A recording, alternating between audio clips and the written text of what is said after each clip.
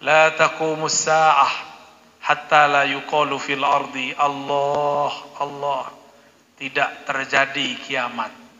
Waktu kiamat enggak terjadi sampai sang waktu tidak ada lagi di dalamnya yang membaca Allah Allah. Maka ahli thariqah yang masih zikir Allah, dia sedang mengundur kiamat. Mau mengundur kiamat, Pak? Maka kita kalau salawat ada Allah, ya. Allah, Allah, ada kita salawat begitu. Bahkan tidak hanya didendangkan, tapi dihentakkan di dalam kolbu. Ala bidzikrillah tatmainnul qulub. Semoga kota yang kita tempati ini, pulau yang kita tinggali ini, negeri yang menjadi tempat kita tinggal ini, dimadinahkan oleh Allah dengan salawat kepada Rasulullah. Maka menjadilah bagian daripada orang yang memadinahkan itu. Bagaimana caranya? Hidupkan majelis maulid, majelis kajian tentang Nabi Muhammad sallallahu alaihi wasallam. Fokus bersalawat kepada Rasulullah sallallahu alaihi wasallam.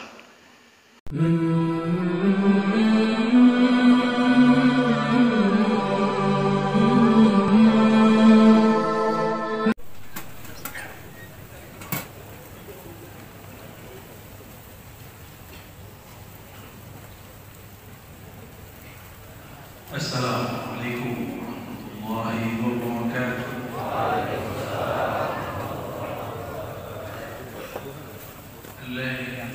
Alhamdulillah aqsama jami'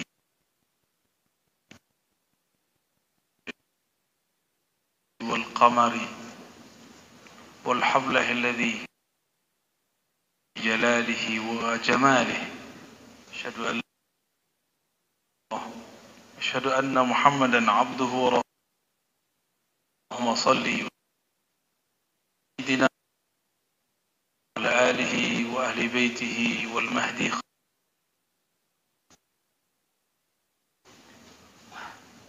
Puji syukur kepada Allah Subhanahu wa taala.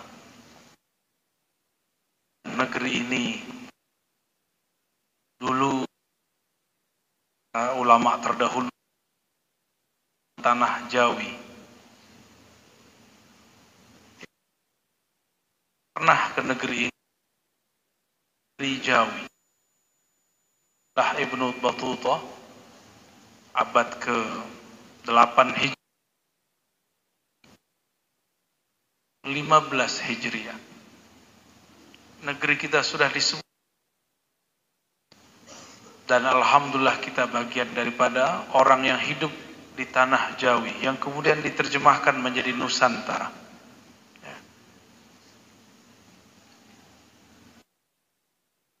Negeri ini menjadi negeri surganya orang-orang yang bersolawat kepada Nabi sallallahu alaihi wasallam.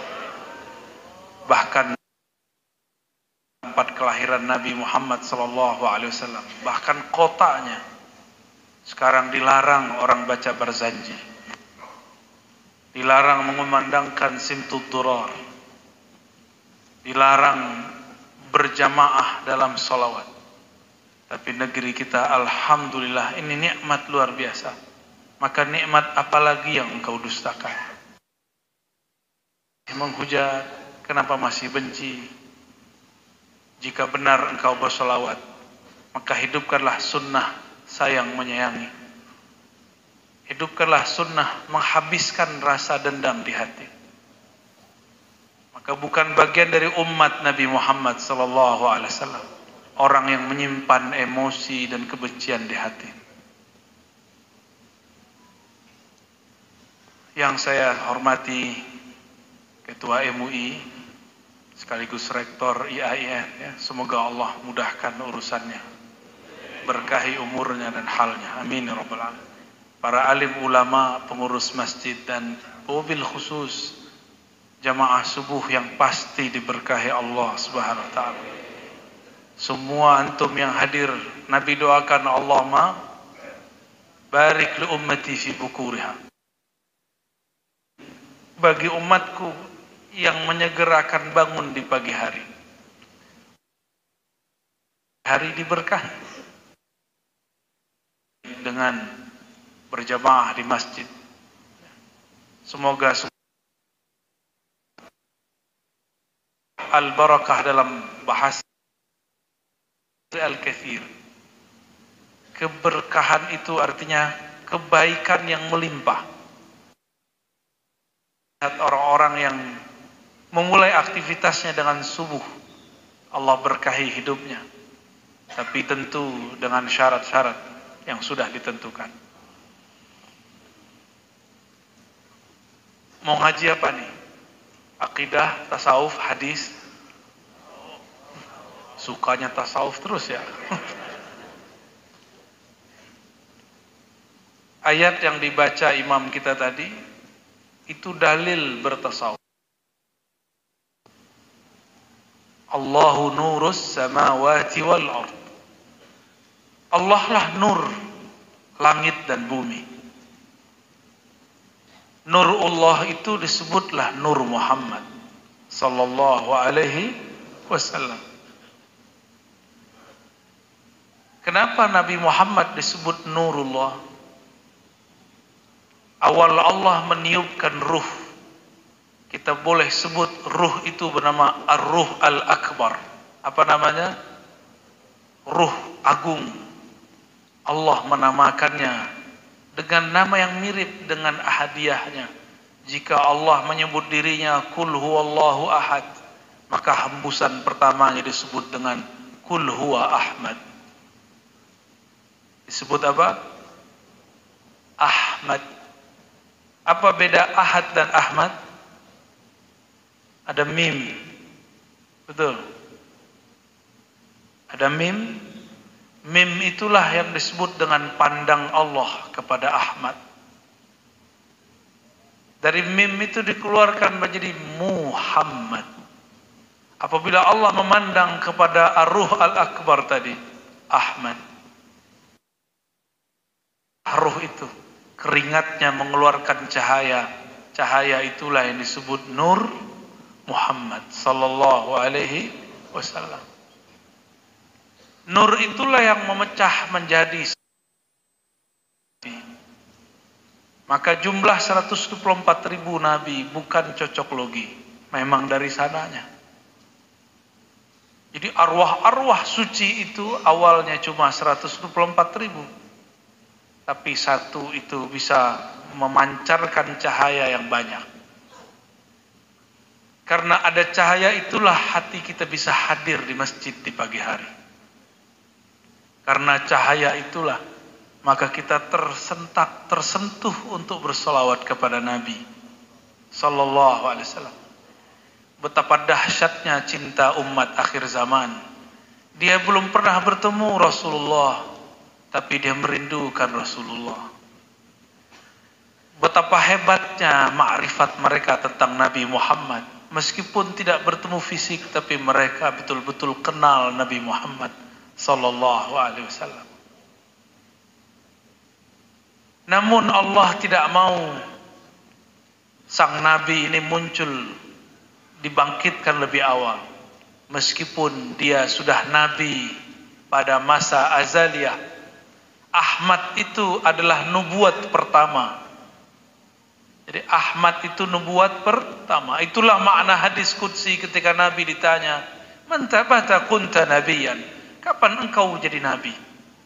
Jawaban beliau, Adam baina ruhin wa tin. Adam masih tanah. Adam belum dicipta, aku sudah jadi nabi. Maka Nabi Muhammad diangkat jadi nabi bukan umur 25. Tidak ada dalil yang mengatakan beliau diangkat umur 25.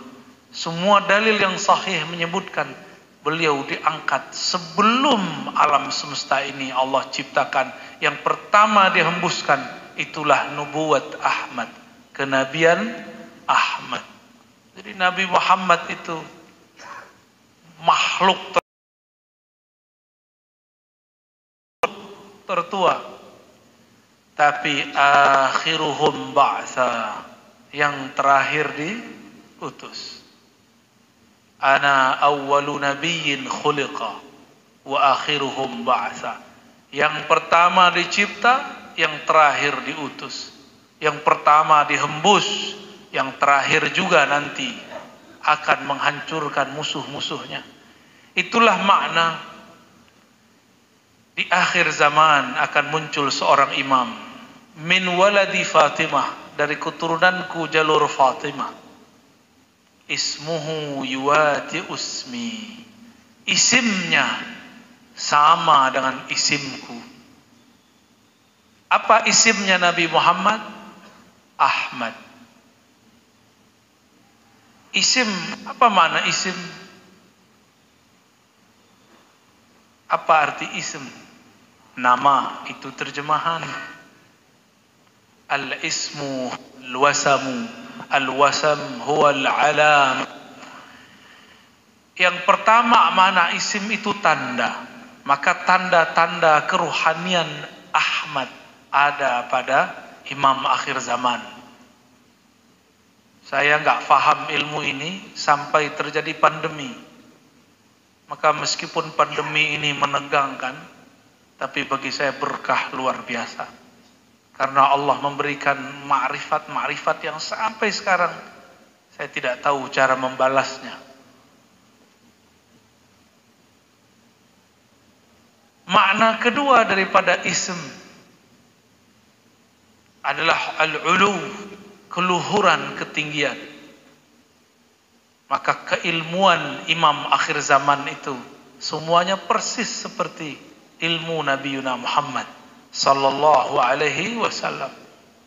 Bedanya Nabi Muhammad itu nabi, beliau juga seorang rasul. Sedangkan imam akhir zaman itu wali, beliau sebagai khalifah. Maka kekhalifahan Al-Mahdi itu risalahnya Nabi Muhammad.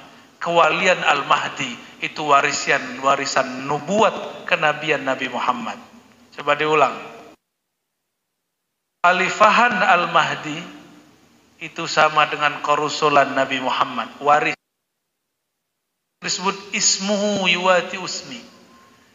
Kewalian daripada Al-Mahdi itu warisan mutlak dari kenabian Nabi Muhammad sallallahu alaihi wasallam.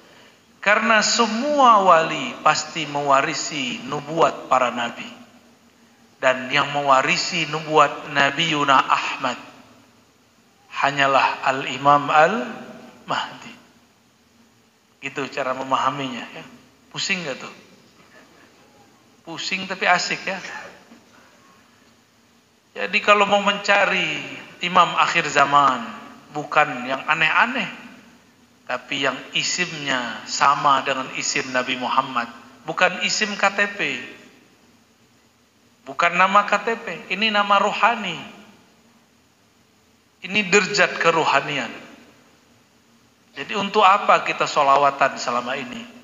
Untuk apa kita berzanjian selama ini? Untuk apa kemudian kita baca Simtidurar? Semuanya supaya rohani ini merindui Nabi Muhammad sallallahu alaihi wasallam. Terbiasa mendengarkan sifat-sifat beliau, nama-nama beliau.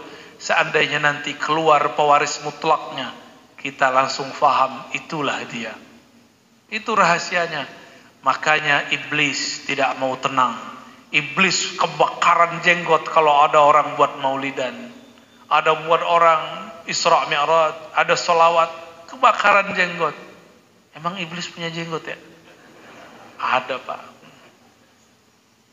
Maka dia pinjamlah tubuh setan-setan manusia yang bergelar-gelar kiai dan ustadz juga, lalu membid'ahkan salawat kepada sang nabi kita, Nabi Muhammad sallallahu alaihi wasallam. Tapi kita husnuzon, semoga yang membid'ahkan itu karena dia masih jahil. Tapi namanya orang jahil kadang nggak sadar dia jahil. Namanya jahilun murakkabun. Tahu jahil murakkab? Udahlah jahil la yadri annahu jahil. Udahlah jahil tidak tahu dirinya jahil. Dulu saya ini anti maulid. Sempat. Tapi Kita tetap berguru. Guru kita ada anti maulid. Berguru lagi, jangan berhenti di satu guru. Yang mutlak benarnya cuma Nabi Muhammad sallallahu alaihi wasallam. Itu pun benarnya Nabi. Para sahabat pun kadang-kadang diberi ujian. Satu kali Nabi melewati suatu padang rumput, ladang kurma. Tiba-tiba Rasulullah melihat ada orang cocok tanam gandum dan kurma. Apa kata Nabi? Coba kamu lakukan teknik ini. Lalu mereka melakukan. Alhamdulillah, akhir tahun mereka gagal panen. Ini ujian, syakkah dengan Nabi. Apakah mereka meragukan nubuat Nabi Muhammad SAW? Maka ini akan terjadi nanti pada Al-Imam Al-Mahdi. Dia nanti bilang, nanti bakal begini insya Allah. Coba kamu lakukan ini. Ternyata tidak terjadi. Apakah pengikut di sekitarnya syak kepada dirinya? Ketika mereka datang, panen kami gagal tahun ini. Katanya itu teknik dari engkau. Apa kata Nabi? Antum a'lamu bi umuri dunyakum. Kamu lebih tahu urusan dunia kalian. Bukan Nabi berlepas diri. Ternyata Nabi jika salah, salahnya disengaja Allah. Supaya orang mampu membedakan ini nubuatnya, ini basyariahnya. Basyariah sisi manusiawi. Maka salahnya Nabi itu benar. Beliau dibuat salah supaya orang bisa tetap benar. Nabi suatu kali sholat subuh 3 rakaat. Sahabat bertanya, wahai Rasulullah, apakah subuh semenjak saat ini bertambah menjadi 3 rakaat? Tidak ada satupun yang berani teriak di belakang, subhanallah, gak ada yang berani. Akhirnya Nabi bertanya, sudah ngobrol panjang, apakah si fulan benar? Kata sahabat yang lain, benar wahai Rasulullah. Ulun menyaksikan Rasulullah. Semuanya sadar. Akhirnya Nabi kemudian sujud sahwi. Dari situlah sahabat tahu, oh begini caranya kalau sholat subuh kerajinan. Harusnya 2 rakaat jadi 3 rakaat. Energinya berlebih. Kebanyakan minum susu ya. Kalau Nabi tidak pernah keliru dan salah, bagaimana cara umatnya jika salah? Bedanya Nabi tidak dibikin Allah maksiat. Tapi Nabi itu merasa bermaksiat. Itu bedanya. Antum sudah maksiat tapi nggak merasa. Saya kan udah sholat. Maksiat tidak hanya fisik bro. Maksiat itu ada pada fisik, ada pada akal, ada pada kolbu, ada pada ruh. Maksiatnya ruh tidak memandang Allah. Maksiatnya kolbu lalai mengingat Allah. Maksiatnya akal berfikir dengan hawanya. Maksiatnya badan, mata jelalatan, telinga berghibah, tangan memegang yang haram, perut memakan yang syubhat, dan lain sebagainya. Kita mungkin sudah tidak maksiat zahir, tapi hati penuh dengan kebencian kepada sesama muslim. Itu juga maksiat. Antum mungkin ahli tahajud, tapi melihat orang sholawatan benci, itu juga maksiat.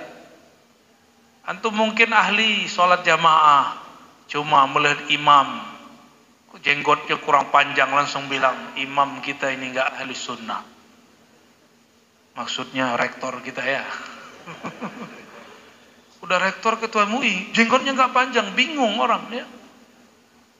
Di kampung saya dulu, kiai-kiai saya manggil mereka para buya, abuya. Buya, kenapa tidak memanjangkan jenggot? Ternyata di kampung saya waktu itu tren kalau panjang jenggot dukun. Jadi udah berapa mursyid saya temui. Sayyidi, Syaikhi, limadha la tutilu lihyatik? Limadha la ta'fu ala lihyatik? Kenapa kamu tidak memaafkan, membiarkan jenggotmu? Kata dia, kalau saya panjangin jenggot, nanti besok-besok orang minta air terus untuk didoain sama saya. Tapi kalau orang-orang sini biasa ya. Di sini nggak berjenggot pun dimintain air, ya. Apalagi berjenggot panjang. Maka dulu, bukan dulu malah ya, mungkin baru sahabat 2 abad, Al-Habib Abdullah Al-Haddad, tahun 1700-an ya. Beliau mengamalkan semua sunnah Nabi, kecuali sunnah meramandangkan rambut. Nabi ta'addud, poligami, dia poligami. Nabi jalannya begini, dia jalan begitu. Nabi amalkan apa saja dia lakukan, kecuali satu hal, berambut panjang. Ditanya, di zamanku rambut panjang bukan pakaian, bukan penampilan orang soleh. Tapi sekarang Allah kembalikan, banyak orang berambut panjang sekarang juga soleh. Sekarang berjenggot belum tentu dukun, benar ya? Maka antum yang mau jenggot panjang, panjangkan. Mau rambutnya ala Nabi, panjangkan. Dan yang paling penting, jangan takut mengamalkan sunnah Nabi Sallallahu Alaihi Wasallam. Suatu kali beliau berkalam kepada Anas bin Malik. Anas bin Malik ini pembantu, tapi Nabi jadikan anak. Kata beliau, ya gulam, ya bunayya, wahai ananda. In istata'ta, jika kamu sanggup, in qadarta, jika engkau punya kudrat untuk tidak menyimpan kebencian, kekesalan, merendahkan siapapun di kalangan umat manusia, ala ahadin, bukan hanya sesama muslim, bahkan semuanya, faf'al, lakukanlah. Inilah sunnahku, siapa yang menghidupkan sunnahku, maka pastilah ia bersamaku di surga. Hadis ini maknanya ada di riwayat Imam Tirmizi, Ahmad, At-Tabarani dan lain-lainnya. Maka sunnah yang Nabi maksud bukan sunnah berpakaian saja, seperti yang dikalamkan sebanyak orang-orang hari ini, bahwa pakaian sunnah begini dan begitu. Tidak, sunnah hakiki adalah berakhlak. Apa akhlaknya? Tidak menyimpan sedikit pun maksiat di kolbu. Bisa nggak nih? Pagi ini sampai ntar malam tidak menyimpan kekesalan kepada orang, kepada istri, kepada anak, tetangga dan kawan. Siap nggak? Oh, ini ada yang pakai baju biker nih ya, lagi pakai motor disalip orang, kesel nggak? Kalau sahih, kolbunya bercahaya, justru disalip orang, dia kemudian senyum. Ngebel boleh, tat boleh, tapi sambil senyum. Gak boleh sambil emosi. Ya. Nanti kalau dia buka kaca kita bilang assalamualaikum. Gak jadi marah ya. Kembali kepada surat An-Nur ayat 35. Allahu nurus samawati wal ard. Allah lah cahaya langit dan bumi. Cahayanya bumi, matahari. Malam hari, bulan. Benar? Benar nggak? Jangan-jangan salah lagi. Tapi matahari masih terbenam. Maka cahayanya bumi tidaklah abadi. Kalau ada pohon tidak kena matahari, hidup nggak? Mataharinya kolbu adalah nur Nabi Muhammad sallallahu alaihi wasallam. Maka kolbu siapa saja yang tidak terkena cahaya Rasulullah pasti mati. Kata-kata saya, tidak ada tuh nur-nur Muhammad tuh nggak ada. Yang ada wiru buyutakum bisolati waqti walawatil Quran. Cahayai rumahmu dengan solat dan baca Quran. Dia ini nggak paham juga, pemahamannya masih harfiah. Yang mengajarkan kamu sholat siapa? Gerakan sholat itu dari siapa? Dari siapa Pak? Dari Pak Rektor kita? Enggak. Shollu kama ra'aitumuni usolli. Sholatlah kamu seperti engkau melihat aku sholat. Berarti gerakan sholat dari siapa? Maka setiap gerakan itu ada nurnya. Yang bergerak awalnya ini siapa? Muhammad sallallahu alaihi wasallam. Maka nawwiru buyutakum bis salati wa tilawatil Quran. Itu maknanya Quran turun ke siapa? Nabiuna Muhammad sallallahu alaihi wasallam. Akhlaknya Nabi kita apa? Al-Quran. Isi kolbunya Quran. Darah dagingnya adalah nurul Quran. Maka Quran itu cahayanya pada Nabi Muhammad sallallahu alaihi wasallam. Jadi jika disebut terangi rumahmu dengan solat dan baca Quran. Solat dan baca Quran itu adalah tetesan nur Nabi Muhammad sallallahu alaihi wasallam. Masih kurang Pak dalil Nur Muhammad? Masih kurang? Masih kurang. Kalau udahan kita assalamualaikum.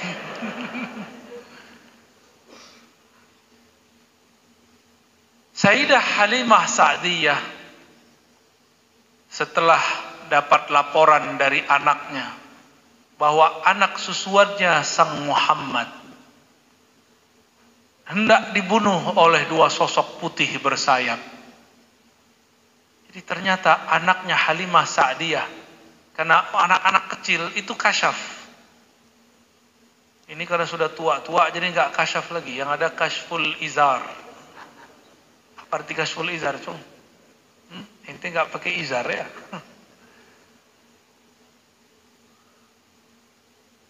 Nabiuna Muhammad SAW kecil diculik dua malaikat, bukan diculik juga, diambil, tiba-tiba dadanya dibelah karena kecepatannya cahaya cepat sekali.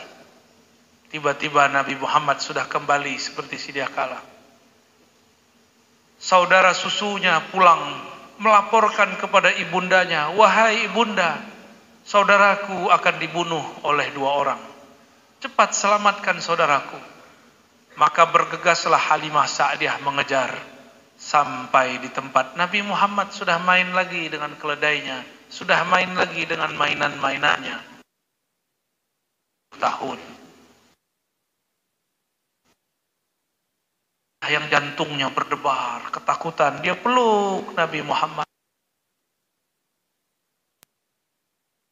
Engkau hendak dibunuh orang. Benarkah tadi dadamu hendak dibedah orang? Kata Nabi Muhammad SAW, betul wahai ibunda. Tapi Ananda tidak apa-apa. Dia peluk erat.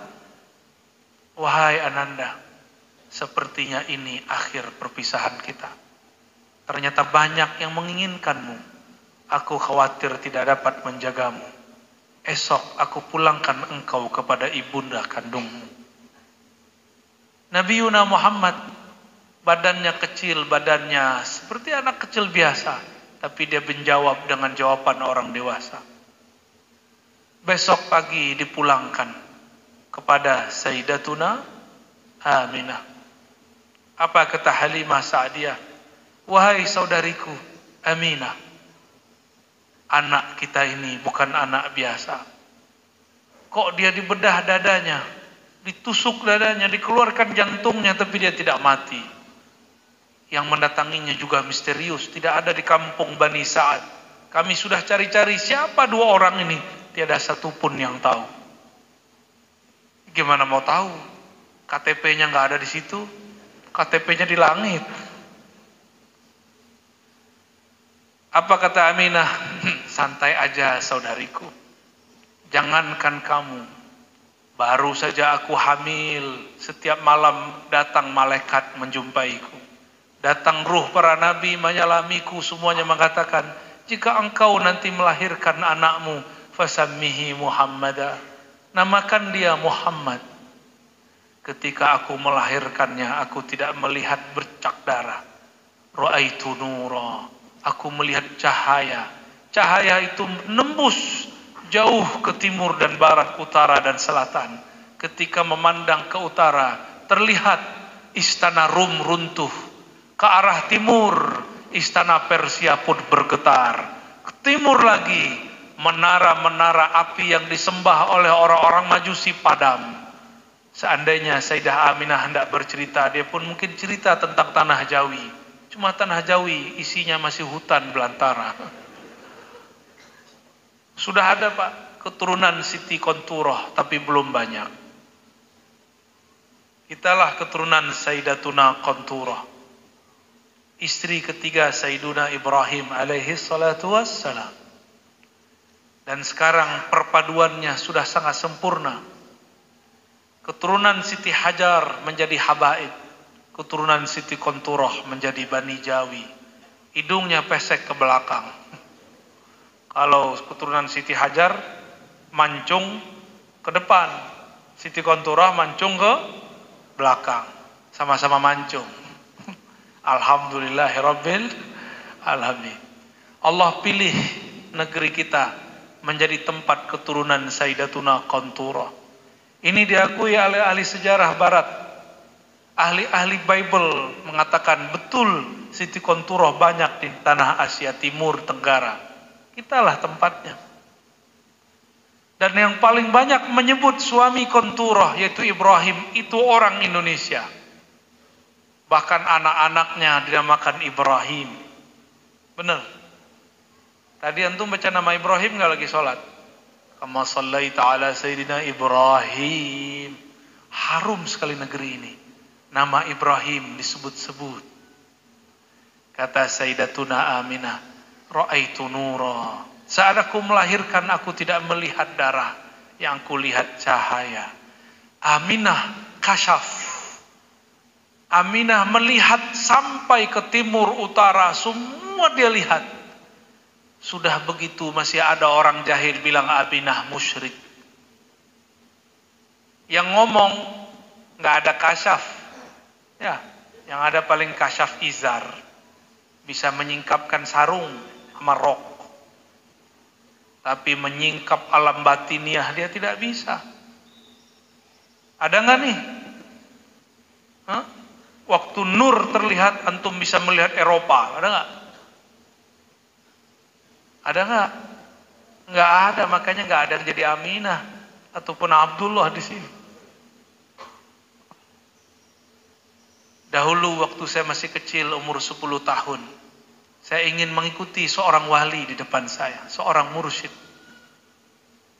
Kami biasanya sebelum Jumatan tahlil, afdalu dzikri la ilaha illallah. Saya ikutilah tahlil beliau. Beliau sudah nggak mau dikenal, duduknya di sudut kanan masjid, kira-kira di situ. Saya duduk di belakangnya. Masjid kita tidak terlalu besar, mirip-mirip masjidnya Nabawi. Bukan Nabawi yang sekarang, Pak. Kecil. Saya duduk di belakang, niat ingin mengikuti kekasih Allah, pencinta Rasulullah Sallallahu Alaihi Wasallam. Maka mulailah saat-saat itu tahlil. Mata dipejam, la ilaha illallah. Umur 10 tahun. Itu nur datang turun. Tiba-tiba Allah perjalankan saya melihat berbagai wilayah di dunia. Terlihat, loh, ini negeri apa ini? Ini negeri apa nih? Itu kayak terbang kemana-mana. Saya takut, saya buka mata lagi. Tapi orang semua tahlil. Udah, saya pejam mata lagi, jalan lagi. Oh, ternyata ar-ru'ya salihah. Mimpi itu tidak hanya dalam tidur. Ada mimpi siang bolong, itu dia barusan. Maka ar-ru'ya salihah, memandang dengan alam bawah sadar, dapat dilakukan dalam kesadaran. Dan sekarang saya menyaksikan itu, Pak. Allah buka perlahan-lahan. Yang dulu saya lihat itu. Rindu pengen kecil lagi, tapi nggak bisa, Pak. Dulu rindu kalau zikir tuh begitu. Kalau ini masih boleh saya cerita. Kalau yang lain saya nggak boleh cerita. Ada lagi yang lain. Saya paham kok Nabi bisa pindah tempat dalam sekejap. Itu pun Allah kasih. Tapi saya nggak boleh cerita apa yang terjadi. Wajar Rasulullah SAW diperjalankan secepat kilat. Ternyata password naik buruk itu Bismillah. Bismillah. Nggak disebut di riwayat, Pak, tapi disebut oleh ulama ahlul haqiqah. Ketika Nabi naik, bismillah, langsung sampai ke tempat tujuan. Karena dalam bismillah itulah nur ala nur, cahaya berlapis cahaya, maka kecepatannya di atas kecepatan cahaya biasa. Itulah baginda Rasul. Siapakah yang cahaya di atas cahaya itu? Apakah buruk yang membawa sang Nabi Muhammad, atau Nabi Muhammadkah yang membawa buruk? Ayo, yang mana Pak yang benar? Kalau cerita yang kita dengar, buruk yang bawa Nabi Muhammad. Tapi kalau Ar-Razi sampaikan, antum percaya nggak? Yang membawa buruk itulah Nabi Muhammad sallallahu alaihi wasallam. Karena yang dia bawa, yang ada di atas punggungnya nur ala nur, sedangkan buruk cumalah satu nur. Sang Nabi dari cahaya itu. Itulah pertanyaan guru kami dulu ketika Nabi memakai kesturi. Apakah Nabi dibuat harum oleh kesturi, atau kesturi menjadi harum kada lengket pada Nabi? Allahumma salli ala Sayyidina Muhammad. Ruh Nabi sekejap sampai di aras Allah. Untuk apa naik buruk? Tapi itulah cara-cara Allah berkomunikasi dengan kita, memberikan simbol-simbol. Kamu bagaimanapun hebatnya harus punya kendaraan ruhani. Sebelum ada buruk, Nabi Muhammad sudah ada. Ahmad namanya. Ahmad itu ruhullah. Maka ruhullah itu yang masyhur dengan nama ini dua. Oleh ahlul Quran, ruhullah itu Isa. Tapi oleh ahlul ma'rifat, ruhullah itu ada yang bernama Ar-Ruh Al-Akbar, itu ruh Ahmad. Ar-Ruh Al-Asghar, itulah ruh Sayyidina Isa. Nabi Isa lahir, ada babehnya nggak? Ada bapaknya nggak? Nggak ada. Beneran? Serius? Salah antum itu. Bapaknya ruh siapa? Nur Muhammad. Langsung bapaknya ruh. Bid'ah ya kaji begini. Mana ada tidak ada bapak? Ada bapaknya, bapak ruh langsung. Makanya disebutlah yang benar bukan Ibnullah, yang benar Ibnu Ruhillah. Tapi dihilangkan kata Ibnu, menjadilah Ruhullah wa kalimatuh. Ruhullah yang akbar itulah Ahmad sallallahu alaihi wasallam. Jadi bapaknya Isa siapa? Nur Muhammad. Abul Arwah, bapaknya sekalian ruh. Selamat bid'ah ya.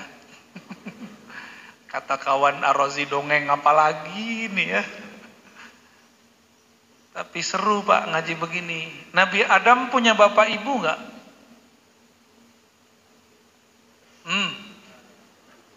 Tuh bingung kan? Secara jasadiah Allah berkalam, khalaqtuka walam taku syai'a. Gitu di Quran. Aku ciptakan engkau, engkau tadinya tiada. Itu yang Nabi maksud. Aku sudah ada, Adam masih tanah. Nyambung kan?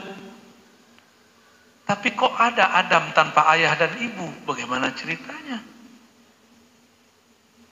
Secara akal nggak mungkin. Maka mesti ada ayahnya, ada ibunya. Tadi Nabi Isa udah ketahuan bapaknya, bapak ruhnya. Induk ruhnya siapa?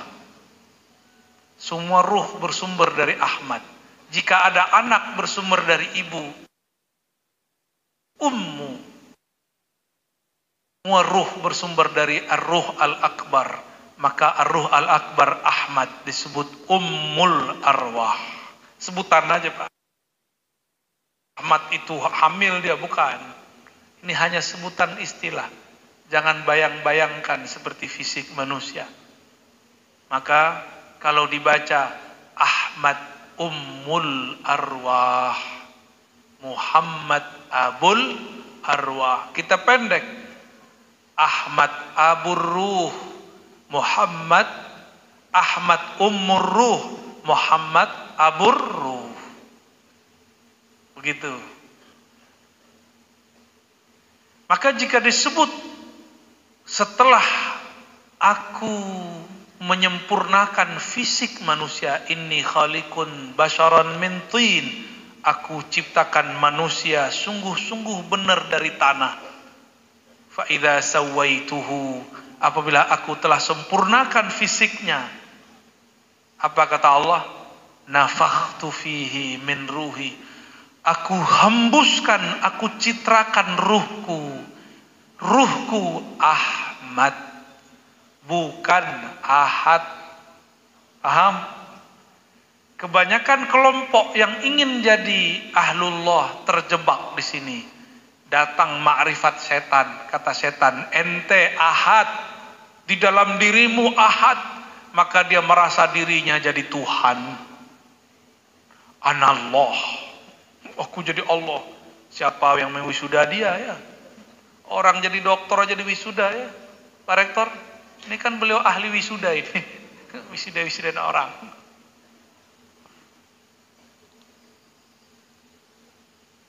Allahumma salli ala sayyidina. Maka ketika solawat dengan lafaz Ahmad, itu beda rasanya solawat dengan lafaz Muhammad. Sallallahu, gimana? Bukan, sallallahu. Salawat An-Nuril Mubin. Sallallahu ala nuril mubin. Ulangi.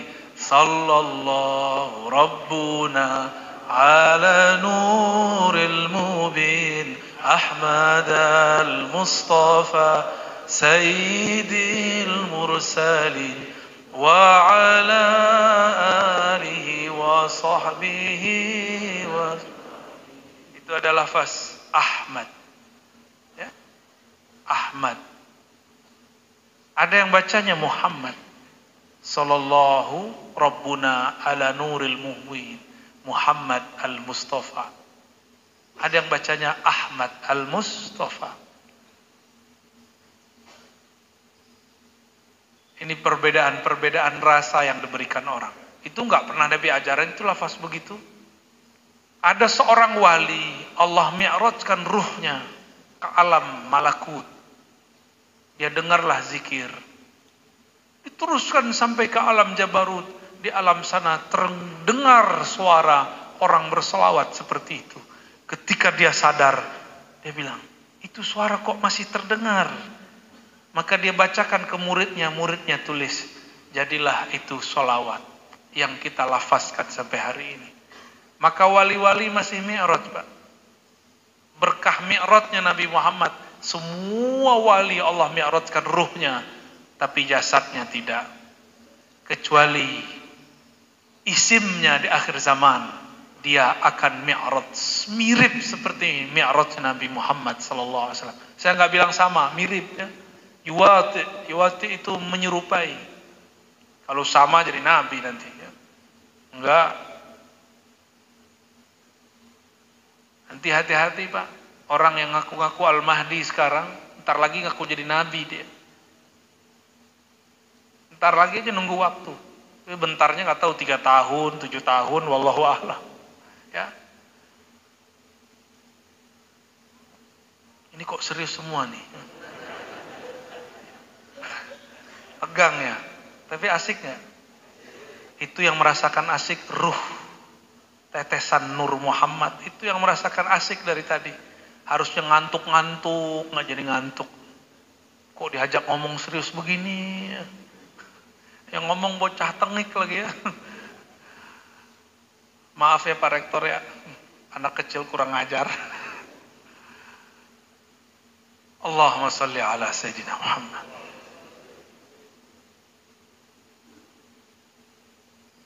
Maka para aulia, para nabi, para nabi, para rasul, ruhnya semuanya pasti mengenal bapak ruhaninya. Karena kita ini ada nur itu di dalam kolbu. Jika membicarakan nabi, bersalawat kepada nabi, pasti mata ini berlinang. Mata kita berkaca-kaca kalau ada orang salawat kepada nabi. Benar nggak? Kalau ada orang berkisah tentang nabi, kita rindu. Sebenarnya rindu apakah ini? Jika bapak ini, saudara ini, ikhwan akhwat yang hadir, takbiran malam takbir, malam Syawal, ingat kampung nggak? Jadi kita menangis bukan karena takbirnya, tapi karena kita ingat kampung. Apakah itu salah? Enggak, itu sudah benar. Karena ma'rifat kita baru sampai pada ma'rifat mautinul wiladah, kampung kelahiran. Maka disebut nama Allah yang teringat dulu awal lahir. Tapi sebelum lahir kita nggak ingat. Maka Allah bangkitkanlah para wali-walinya.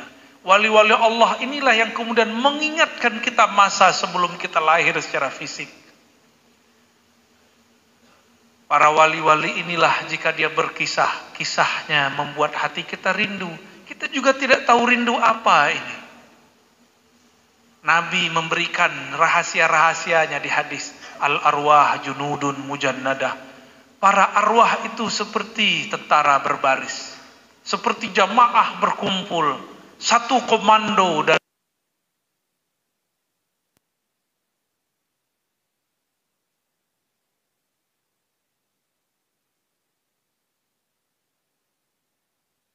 sungguh indah cahayamu, wahai Muhammad.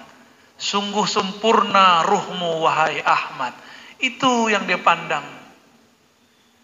Maka ketika memandang kepada nur, mereka lupa bahkan memandang ke dalam dirinya. Inilah yang disebut fana fin nur. Fana dalam nur. Inilah yang diberikan kepada orang yang menghidupkan majelis-majelis maulid Nabi sallallahu alaihi wasallam. Sering saya sampaikan, Allah hanya memandang kolbu Nabi Muhammad sallallahu alaihi wasallam. Itulah alif lam mim.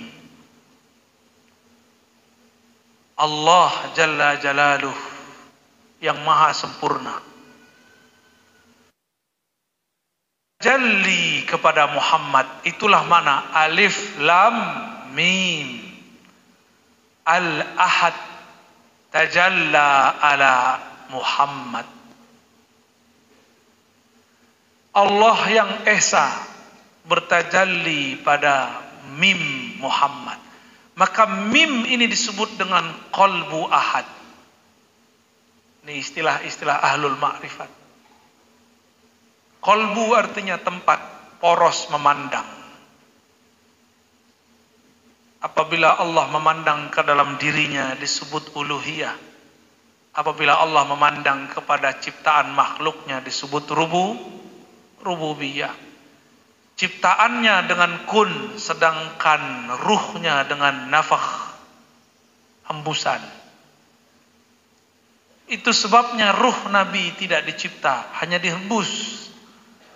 Bahasa kampusnya dicitrakan, dimanifestasikan. Nah, nanti artinya tanya ke Pak Rektor ya. Biar orang nggak salah paham. Tetap saja yang dicitrakan beda dengan yang mencitrakan. Yang menghembuskan beda dengan yang dihembuskan. Tetap saja Ahmad beda dengan Ahad. Tapi Ahmad tiadalah lain kecuali hembusan dari sang Ahad. Pusinglah kalian. Tapi kalau faham bab ini, inilah ma'rifat yang tidak pernah mati. Kalau zikir dapat berhenti. Antum tidur baca Quran enggak? Kalau lagi makan bisa zikir enggak? Subhanallah, bisa enggak? Coba kita praktek. Ane lagi minum bisa baca takbir enggak? Allahu, enggak bisa. Lagi minum enggak bisa baca takbir. Tapi ma'rifat tidak akan pernah mati. Meskipun lagi minum, lagi berdiri, lagi tidur. Itulah yang disebut zikir ulul albab. Alladzina yazkurunallaha qiyaman wa qu'udan wa ala junubihim. Mereka yang berzikir bukan dengan lafaz. Zikirnya sudah dengan nyawa, dengan kolbu, dengan ruhnya. Itulah zikir Ahmad. Itulah zikir Muhammad. Itulah yang dikata oleh Sayyidatuna Aisyah. Karena Rasulullah SAW yazkurullaha ala kulli ahyani. Hadis riwayat Imam Bukhari. Rasulullah setiap hin itu lebih kecil daripada detik. Nabi setiap hin, setiap hembusan nafas naik turun, beliau berada dalam zikrullah. Ala disebut ala, ya. Ala kulli hin, pada setiap saat. Kok bisa? Karena Allah lah sang waktu. Jika dia menghembuskan dari ruh bernama Ahmad. Ahmad itu disebut dengan Ibnul Waqt, sahibul waqt.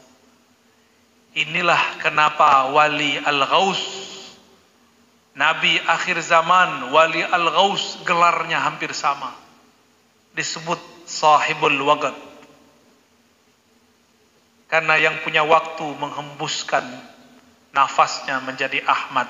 Ahmad inilah ismuhu ismi, namanya adalah aku. Maka nama Al-Mahdi ruhaninya adalah Ahmad. Itulah sahibul waqt. Kata orang Yaman, sahibul waqt, ya. Sahibul zaman, sang waktu. Karena Allah bersumpah dengan waktu. Makanya di Quran coba lihat, kiamat disebut dengan istilah waktu. Al-qiyamah, as-sa'ah, al-qari'ah, ad-dukhan. Apalagi al-infitar. Semuanya waktu. Wasyamsi wa duha, itu waktu. Waktu matahari terbit, waktu matahari duha. Jadi ketika Allah bersumpah demi waktu, wal asri, waktu asar, wasyamsi, demi matahari dan waktu matahari memancarkan cahaya, Allah sedang bersumpah dengan Ahmad, sahibul waqt. Maka gak usah khawatir di akhir zaman. Yang penting perdalam ma'rifat Nabi Muhammad sallallahu alaihi wasallam. Insyaallah Allah jaga dari fitnatud dajjal. Maka hidupkan majelis-majelis maulid. Tidak hanya bermaulid, tapi kisahkan tentang ma'rifat Nabi Muhammad sallallahu alaihi wasallam. Tidak usah khawatir, saya bukan Habib, saya bukan Sayyid. Tidak usah khawatir. Jika Nabi mengatakan para ulama pewaris para nabi, warisan dalam ilmu fikih turun ke anak atau turun ke tetangga? Ke anak. Jika disebut ulama pewaris para nabi, maka ulama itu abnaul, ulama itu anak-anaknya para nabi. Nabi itu pada ruh, maka mereka anak-anak ruhani. Mungkin nasab Al-Haddad, Al-Aidrus gak dapat, gak apa-apa. Tapi nasab waliullahnya dapat, itu cukup.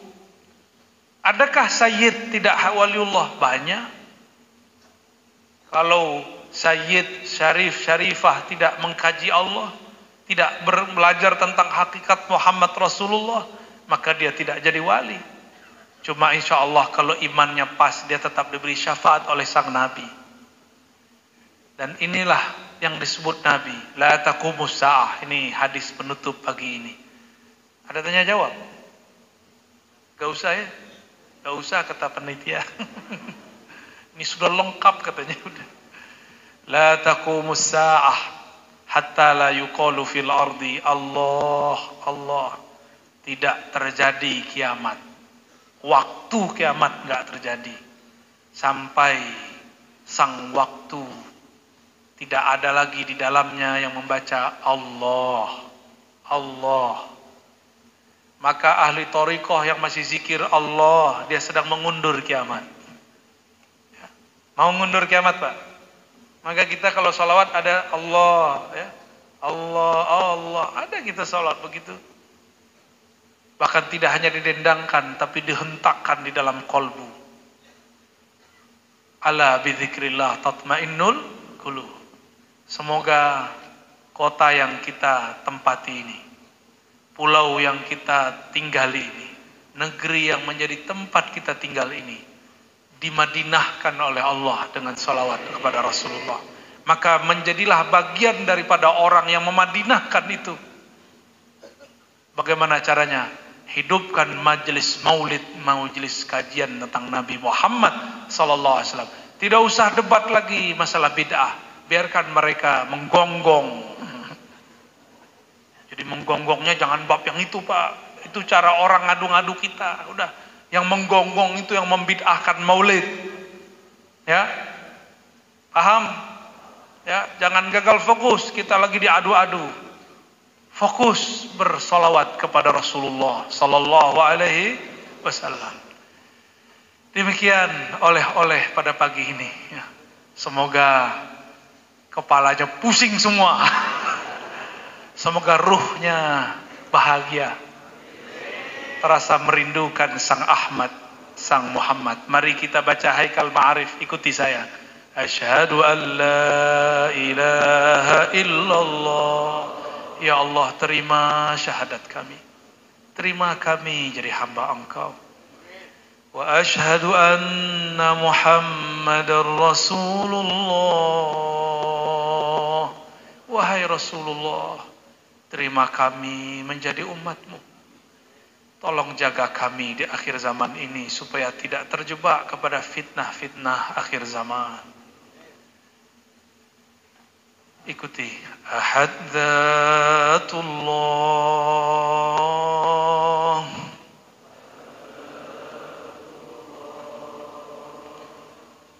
Ahmad Ruhullah.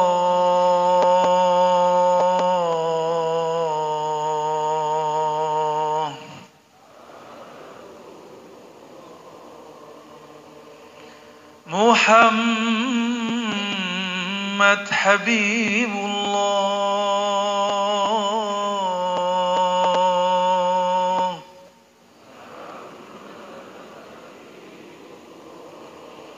Al-Mahdi Khalifatullah.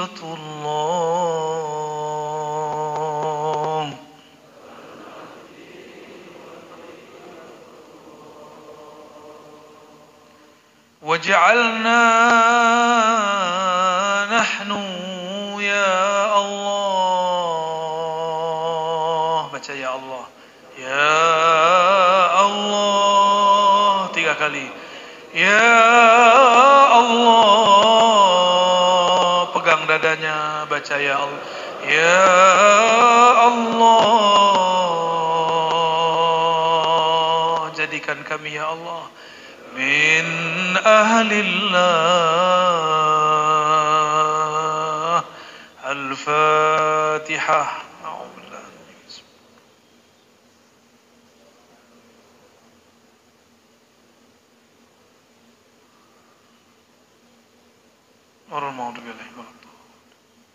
Sallallahu ala sayyidina Muhammad.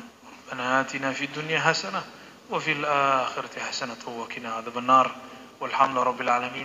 Silakan diamalkan, namanya Haikal Ma'arif, dimulai dengan syahadat, lalu Ahadzatullah, Ahmad Ruhullah, Muhammad Habibullah, Al-Mahdi Khalifatullah, lalu doa, ya Allah jadikan aku ahlullah. Al-Fatihah. Amalkan itu, semoga Allah berikan kita syafaat. Mohon maaf lahir batin, saya mohon pamit. Siang ini insya Allah kembali ke Jakarta. Mungkin tidak sempat salam-salaman, cukup salam kita dalam Al-Fatihah tadi. Assalamualaikum warahmatullahi wabarakatuh.